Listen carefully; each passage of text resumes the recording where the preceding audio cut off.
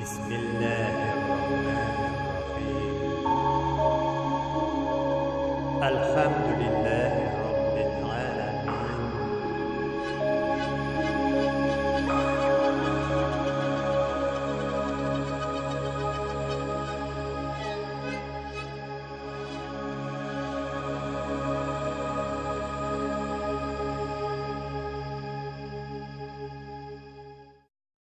Assalamu alaikum wa rahmatullahi wa barakatuh. Muhtaram Müslüman kardeşler. Allah-u Teala Adem balasın bik kamil, bik matur sıfatta yarattı. Şundan da Adem balası özünün bulgan sıfatları bilen bik köp hayvanlardan, bik köp tiriklikten üstün tura.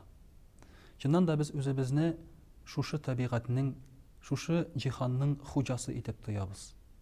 Tilegen bir yerge barıp qazıbız, tilegen bir yerde binalar tizibіз, тілеген көкнің қай турына тілесек шунда ұшабыз.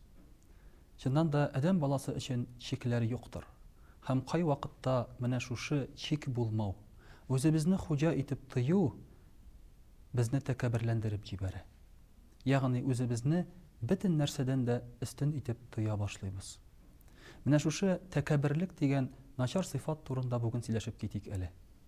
Тәкәбберлек ул мөхтәрәм кардәшләр, алынган асыл сүзе кибр, зур дигән сүздән. Зур булу нәрсә дигән сүз? Зур димәк рухи яктан. Тәнебезнең ягыннан түгел, бәдәни яктан түгел. Чөнки әгәр дә тән ягыннан карасак, фил бездән зуррак, ләкин фил тәкәббер түгел. Зур мөхтәрәм кардәшләр, без үзебезне тыябыз башкалардан өстенрәк итеп хис иткәндә. Тәкәбберлекнең дә төп асыл аңлатмасы шул. Үзеңне башкалардан өстен итеп тыю. Ярый әгәр дә бөтен кешелек үзен бөтен хайваннардан, бөтен тереклектән өстен итеп тыйса.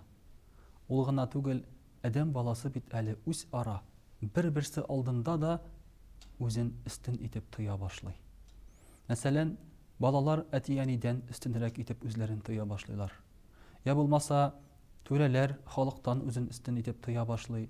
Халык үзләрен түрәдән өстен итеп тыя башлый. Кайсы гына өлкәгә барсак та, үзеңне башкалардан өстен итеп тыйганыңны сизергә мөмкин. Һәм шуннан да тәкәбберлек ул мөхтәрәм кардәшләр, безнең каныбызга шуның кадәр сеңгән, без аны эзләсәк кенә кайчагында таба алабыз.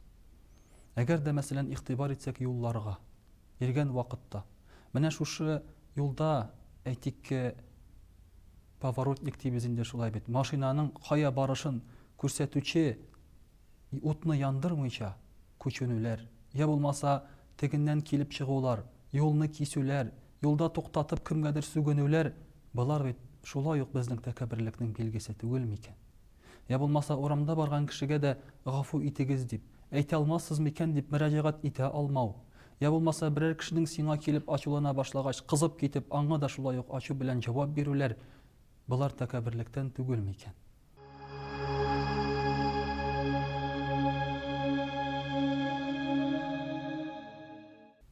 Тәкәбберлек ул мөхтәрәм кардәшләр, безнең һәрбер өлкәгә дә кагыла. Бигрәк тә кешенең иманына. Мәсәлән, кешенең Аллаһы Тәгаләгә ышанмавында нәрсә гаепле дип уйлыйсыз? Бары тәкәбберлек. Бары тик тәкәбберлек белән генә шушы бер дәврдә кешелек Аллаһы Тәгаләне юк диде. Аңанчы бөтен китаплар, бөтен тарих, кешелек үзе, җәмгыять Алланы бар дип яшәгәннән соң, көннәрдән бер көнне кешелек әйтте, Алла юк диде. Нинди дәлилгә таянып әйтте ул аны? Дәлилләре юк иде. Әгәр мөхтәрәм кардәшләр, Алла булмаса, Алланың барлыгы белән көрәшүчеләр дә булмас иде. Без бит хәзерге вакытта аҗдахалар белән көрәшмибез. Бөтен җирдә дә пропаганда бармый бит. Аҗдахалар юк, аҗдахаларга ышанмагыз дип. Чөнки аның юклыгын бөтен кеше белә.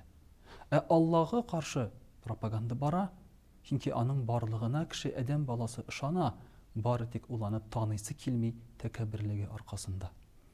Мөхтәрәм кардәшләр, тәкәбберлек аркасында бер ил икенче илдән өстенрәк дип, яки бер халык икенче халыктан өстенрәк дип сугышлар игълан ителә. Без аны хәзер дә җир шарында күрәбез. Һәм күп сугышларның сәбәбе дә тәкәбберлек. Мөхтәрәм кардәшләр, менә шушы үзеңне башкалардан өстен итеп тыю аркасында ир кеше хатынын җәберләргә, хатын кыз ирен җәберләргә мөмкин. Ата-ана баласын бөтенләй басып бетерергә мөмкин, балалар киресенчә ата-анасыннан өстен булырга мөмкин. Шуннан да бит балаларыбыз үскән вакытта, балаларыбыз билгеле бер яшькә җиткәч, аларга без ниндидер искәрмә ясарга телибез, ниндидер үгет насихат әйтергә телибез, алар әти, әни, тыгылмагыз. Сез картайдыгыз инде. Сез модный түгел бит инде. Сез заманча түгел. Сезнең вакыт бетте бит инде дип безгә җавап кайтарырга мөмкиннәр. Бу бары тик тәкәбберлек аркасында гына шулай эшләнә. Мөхтәрәм кардәшләр, ир белән хатын арасында да безнең шундый хәлләр килеп чыга. Хатын ирен тыңлыйсы килми. Ул миннән нәрсәсе белән яхшы соң дип тәкәбберләнергә мөмкин. Шулай ук ир кеше дә хатынының сүзенә кулак салмый.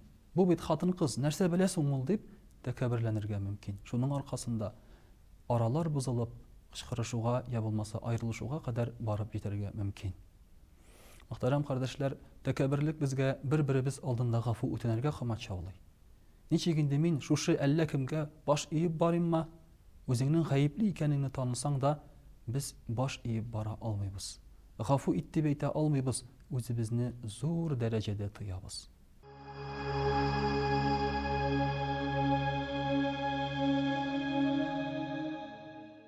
Тәкәбберлек бу җир йөзендә һәм күкләрдә беренче гынах булды. Мәсәлән, шайтан ләгънәтуллаһи галейһи дә Аллаһы Тәгаләнең сүзен тыңларга теләмәде тәкәбберлек аркасында. Ничек мин адәмгә баш ием ди, шушы кешегә баш ием, ул балчыктан яратылган, ә мин уттан бит диде. Ут балчыктан яхшырак дип уйлады Иблис ләгънәтуллаһи галейһи.